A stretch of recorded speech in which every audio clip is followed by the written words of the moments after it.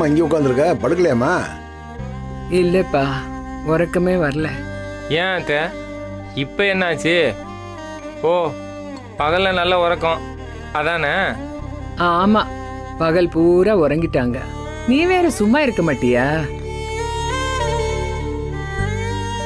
ஐயா, நீங்க அங்கிட்டு போனதும் இங்க இவளுக்கு கூத்த ஆரம்பிச்சிட்டாங்க.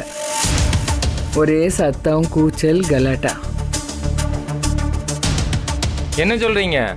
வழக்கமாக இந்த வீட்டில் ஆண்கள் இருந்தால் தானே இந்த பிரச்சனையெல்லாம் நடக்கும். நாங்கள் தான் கும்பலாக கிளம்பி போயிட்டோமே, அவங்களுக்குள்ளே சண்டையா? இல்லப்பா, அந்த தர்ஷினி பொண்ணு பயங்கரமா பேசிச்சு. இந்த வீட்ல எதுக்காக இருக்கும், போவோம் போவோம்னு ஒரே ஆர்ப்பாட்டம். தர்ஷன் பையன் பாவம் கதறி அழுதுட்டான்யா. ஈஸ்வரிய வா வான்னு அழைச்சிடுச்சு.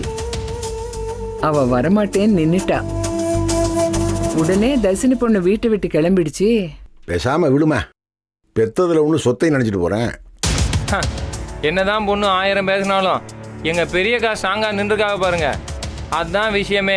மாமா, மொதப்படியே வெற்றி.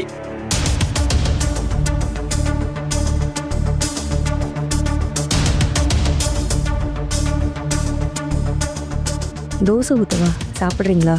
இல்லை இல்லை, நாங்களாம் சாப்பிட்டோம். இப்போ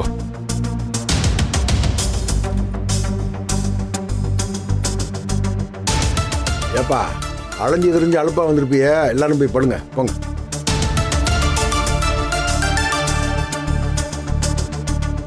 டேய், நீ போய் படுறா. நான் எங்கே போகிறது? இப்போதைக்கு நானும் மீனாட்சி அம்மாவும் தான் காம்போ. அவங்க பாதுகாப்பில் நான் இங்கேயே படுத்துக்கிடுறேன். போ படு போ. ஏம்மா வாமா, நீ உள்ள வாமா, எந்திரி.